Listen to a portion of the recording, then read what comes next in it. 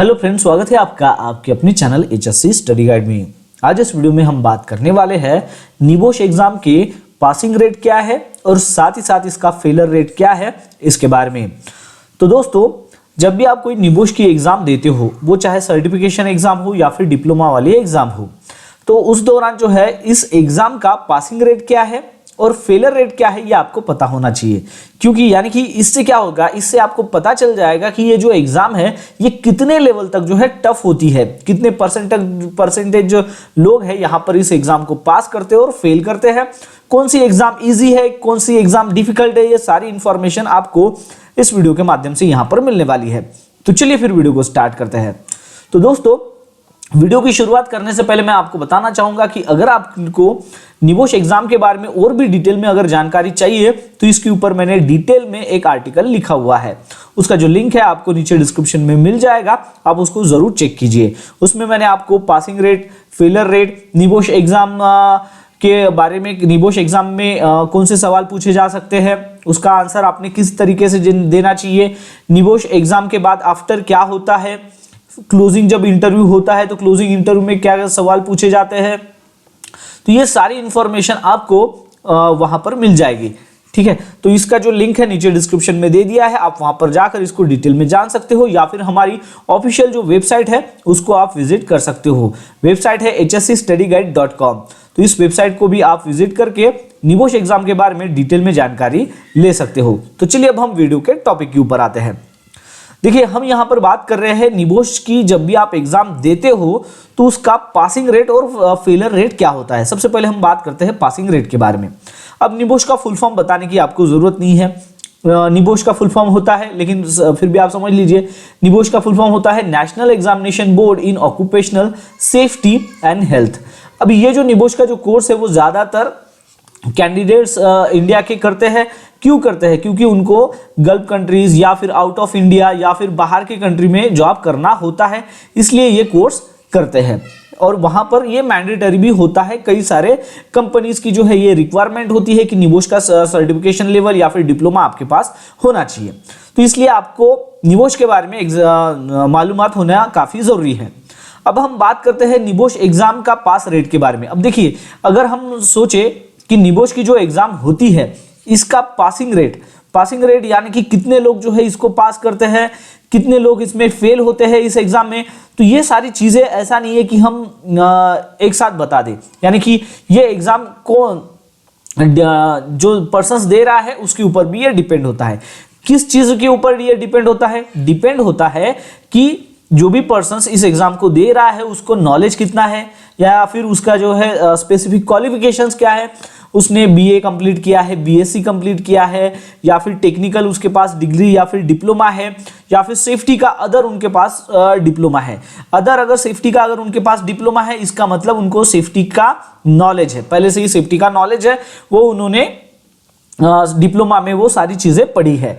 या फिर अगर उनको कुछ साल का एक्सपीरियंस है, एक्सपीरियंस यानी कि सेफ्टी के तौर पर अगर वो जॉब कर रहे हैं तो उनका सेफ्टी का यहाँ पर नॉलेज एक्स्ट्रा हो जाता है, काफी अच्छा नॉलेज होता है। तो वो अगर पर्सन्स इस एग्जाम को देंगे तो जाहिर सी बात है कि उनकी पास होने की प्रोबेबिलिटी जो है वो यहाँ पर बढ़ जाती है, बराबर। लेकिन जो कैंडिडेट्स है जिन्होंने बीए किया है या फिर 12th के बाद कर रहे हैं और वो डायरेक्ट कर रहे हैं, या फिर बीएससी किया है और उनको सेफ्टी का कुछ भी नॉलेज नहीं है और डायरेक्ट अगर वो निबोश की एग्जाम देने के लिए जाएंगे तो जाहिर सी बात है कि ये यहाँ पर फ्रेशर रहेंगे, उनको उतना नॉलेज नहीं रहेगा, तो उनको डिफिकल्टी यहाँ पर हो सकती है फर्स्ट अटेम्प्ट में इस एग्जाम को पास करने में। तो आपको यहाँ पर समझ में आ गया कि जिनके पास स्पेसिफिक क्वालिफिकेशंस होता है या फिर कुछ साल का एक्सपीरियंस होता है तो उनको पास करने की प्रोबेबिलिटी उनकी बढ़ जाती है। साथ ही साथ जो है किस तरीके की एग्जाम होती है वो भी इसके ऊपर डिपेंड होता है। तो कुछ इसका चलता आ रहा जो ट्रेंड है, जो ऑब्जर्व किया गया है, उसके अनुसार हम जानते हैं कि निबोश की जो एग्जाम है उसका पासिंग रेट क्या है उसके बारे में। अब देखिए, निबोश एग्जाम का जो पासिंग रेट है, अब निबोश की कई सारी एग्जाम होती है, तो उसमें निबोश की कई सारी एग्जाम, यानी कि आपने नाम सुना होगा निबोश का आईजीसी सर्टिफिकेशंस, यानी कि इंटरनेशनल जनरल सर्टिफिकेट, जो ज्यादातर कैंडिडेट्स करते हैं।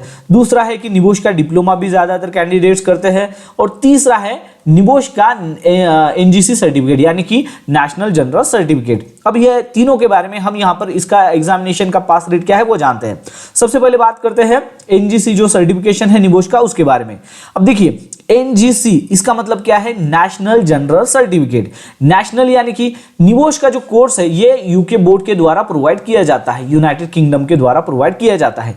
तो जो भी कैंडिडेट्स यूनाइटेड किंगडम में रहते हैं यानी कि यूके में रहते हैं तो उनके लिए ये कोर्स है, एनजीसी कोर्स है, वो ही कैंडिडेट्स इसको कर सकते हैं और ये वहां पर मोस्ट पॉपुलर क्वालिफिकेशंस है।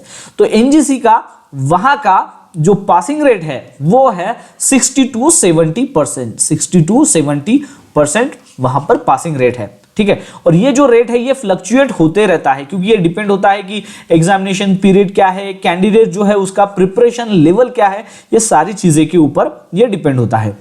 बात करें निबोश का आईजीसी सर्टिफिकेशंस, तो आईजीसी सर्टिफिकेट ये कौन करते हैं, तो आउट ऑफ यूके यानी कि यूके से बाहर जो भी कैंडिडेट्स है, जैसे कि हम इंडिया की बात कर रहे हैं तो इंडिया यूके के बाहर आता है, तो गल्फ कंट्रीज हो गया या फिर यूके के बाहर जितने भी कंट्री आते हैं तो वहां पर यह कोर्स किया जाता है निबोश आईजीसी का।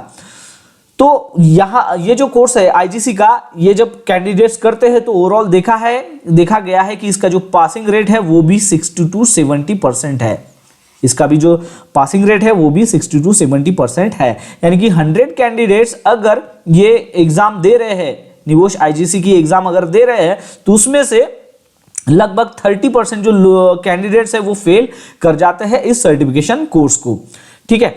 और अगर हम बात करें निबोश डिप्लोमा की, तो निबोश डिप्लोमा का जो पासिंग रेट है वो काफी कम है, काफी कम किससे कंपैरिजन में, तो सर्टिफिकेट का जो कोर्स है उसके कंपैरिजन में, यानी कि आईजीसी का जो कोर्स है इसके कंपैरिजन में इसका पासिंग रेट काफी कम है और वो है 40 to 50%, 40 to 50% पासिंग रेट है डिप्लोमा का। अब ऐसा क्यों, क्योंकि ये जो निबोश का जो डिप्लोमा है, ये जो क्वालिफिकेशंस है ये ज्यादा एडवांस लेवल का एक कोर्स है और साथ ही साथ इसके लिए आपके पास हायर लेवल का नॉलेज होना चाहिए और आपके साथ ही साथ हेल्थ एंड सेफ्टी प्रिंसिपल्स के बारे में काफी ज्यादा अंडरस्टैंडिंग होनी चाहिए।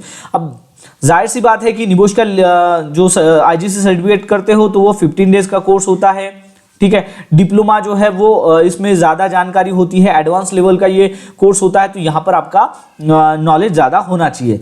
तो इसलिए इसका जो पासिंग परसेंटेज है वो कंपेयर टू सर्टिफिकेट कोर्स के कंपैरिजन में जो है काफी कम है, जो है 40 to 50%। यानी कि अगर 100 कैंडिडेट्स डिप्लोमा अगर कोर्स कर रहे हैं, इसकी एग्जाम अगर दे रहे हैं तो उसमें से जो है 50% जो कैंडिडेट्स है वो फेल हो जाते हैं, ठीक है।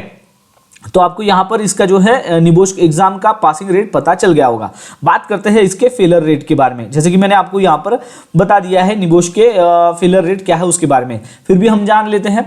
तो फेलर रेट जो है वो हायर है यहाँ पर कि किसका, जो एडवांस लेवल जो क्वालिफिकेशन है जो मैंने आपको यहाँ पर बताया निबोश डिप्लोमा, तो इसका जब भी आप निबोश का डिप्लोमा करने के लिए जाते हो तो यहाँ पर ज्यादातर कैंडिडेट जो है इस एग्जाम को फेल करते हैं कंपेयर टू सर्टिफिकेशन कोर्स। यानी कि सर्टिफिकेशन कोर्स अगर आप करते हो तो आपकी प्रोबेबिलिटी बढ़ जाती है, आप ये पास कर सकते हो, ठीक है, कंपेयर टू निबोश डिप्लोमा, क्योंकि निबोश डिप्लोमा जो है ये एडवांस लेवल का क्वालिफिकेशंस होता है और यहाँ पर काफी ज्यादा नॉलेज आपके पास होना चाहिए इस डिप्लोमा को पास करने के लिए। अब जब आपके पास अच्छा खासा नॉलेज होगा तभी आपने निबोश का डिप्लोमा ट्राई करना चाहिए। तो जो भी कैंडिडेट्स डायरेक्ट निबोश का डिप्लोमा करना चाहते हैं तो बेटर है उनके लिए कि सबसे पहले वो सर्टिफिकेशन कोर्स कंप्लीट करें और फिर सर्टिफिकेशन कोर्स कंप्लीट करने के बाद फिर वो डिप्लोमा कर सकते हैं। अब सर्टिफिकेट लेवल जो एग्जाम है इसमें भी फेलर रेट है, लेकिन कंपेयर अगर हम करें निबोश डिप्लोमा तो उससे काफी कम है, ठीक है।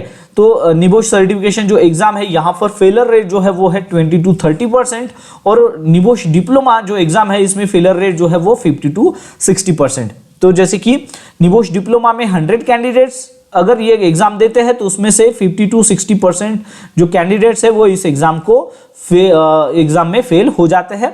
और निबोश सर्टिफिकेशंस की अगर हम बात करें तो इसमें 70% पास होते हैं और 20 to 30% जो है वो यहां पर फेल हो जाते हैं, फेल इस एग्जाम में हो जाते हैं।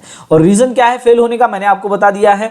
फेल होने का रीजन क्या है कि उनको इनकम्प्लीट नॉलेज होता है, इनकम्प्लीट नॉलेज, यानी कि देखिए अगर वो सही से अगर प्रिपरेशंस करे तो ही वो ये एग्जाम को अच्छे से पास कर सकेंगे। अगर आप एक नए कैंडिडेट्स हो और आपको कुछ साल का एक्सपीरियंस नहीं है, आप फ्रेशर हो, डायरेक्ट अगर ये कोर्स करने के लिए जाते हो तो हो सकता है कि आप ये कोर्स एग्जाम में फेल हो सकते हो। तो बेटर है कि क्वालिफिकेशन आपका अच्छा होना चाहिए, कुछ साल का एक्सपीरियंस होना चाहिए, तब जाके अगर आप ये कोर्स करते हो तो आपकी प्रोबेबिलिटी यहां पर पास होने की वो बढ़ जाती है।